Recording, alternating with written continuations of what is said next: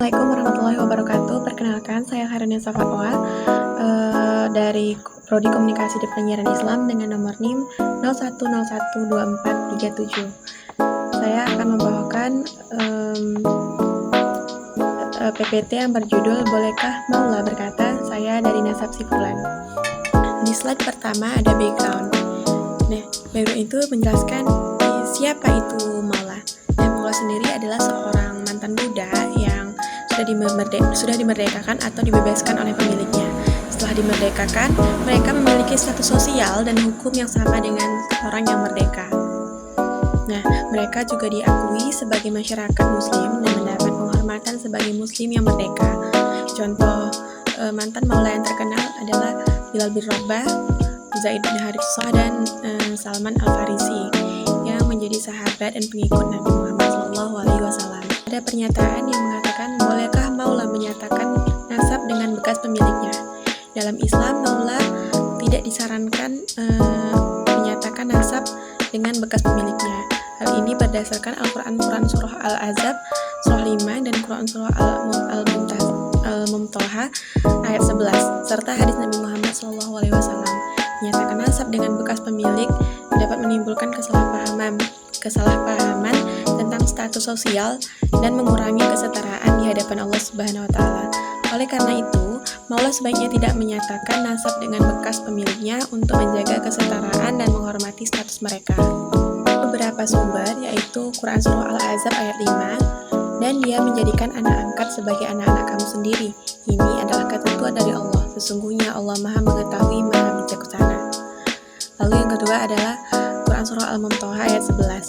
Dan ingatlah kepada kamu ketika kamu berkata kepada orang yang telah dianugerahi nikmat oleh Allah dan kamu juga telah memberikan nikmat kepadanya, tahanlah istrimu dan takutlah kepada Allah. Sedang kamu menyembunyikan dalam hatimu apa yang Allah akan menyatakannya dan kamu takut kepada manusia. Padahal Allah lebih berhak untuk kamu takuti. Maka ketika Zaid telah selesai urusannya dengan istrinya, kami kawinkan kamu dengan perempuan itu, agar tidak ada keberatan bagi orang-orang mukmin untuk mengawini istri-istri anak-anak angkat mereka.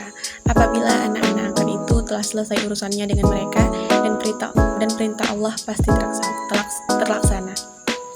Lalu yang ketiga adalah hadis dari Rasulullah SAW yang itu tiada warisan bagi anak zina dan tiada nasab bagi budak dan yang dimerdekakan kecuali kepada pemiliknya yang memerdekakannya. Hadis riwayat Bukhari dan Muslim. Pun dari analisis fikih yang berasal dari 3 mazhab, yaitu mazhab Hanafi. Pertama itu mazhab Hanafi mengatakan tidak boleh. Menurut Imam Abu Hanifah, maula tidak boleh menyatakan nasab dengan bekas pemiliknya karena dapat menimbulkan kesalahpahaman tentang status sosial.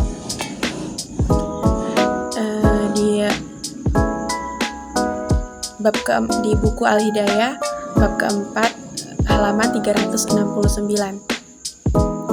Lalu apa sih alasannya? Nah, alasannya itu untuk menjaga kesetaraan dan menghindari kesan bahwa maula masih terikat dengan bekas pemilik. Menurut mazhab Syafi'i sendiri, boleh dalam beberapa kasus. Imam Syafi'i membolehkan maula menyatakan nasab jika untuk kepentingan hukum, misalnya ada warisan, lalu tidak menimbulkan kesalahpahaman tentang status sosial. Dijelaskan dalam buku Al-Um bab kelima halaman 243. Lalu adakah syarat-syaratnya? Nah, syaratnya itu harus jelas dan tidak menimbulkan kesalahpahaman. Nah, lalu menurut mazhab Maliki tidak boleh juga ya di dalam mazhab Maliki, karena menurut Imam Malik, maula tidak boleh menyatakan nasab dengan bekas pemiliknya karena menghapuskan kesan perbudakan, lalu menjaga kesetaraan. Di dalam buku Al-Mudawwah bab 2 halaman 262. Tetapi ada pengecualian di dalam mazhab Maliki ini, yaitu hanya dalam kasus-kasus tertentu seperti untuk kepentingan hukum atau sejarah keluarga. Yang terakhir ini adalah kesimpulan dari PPT yang saya jelaskan.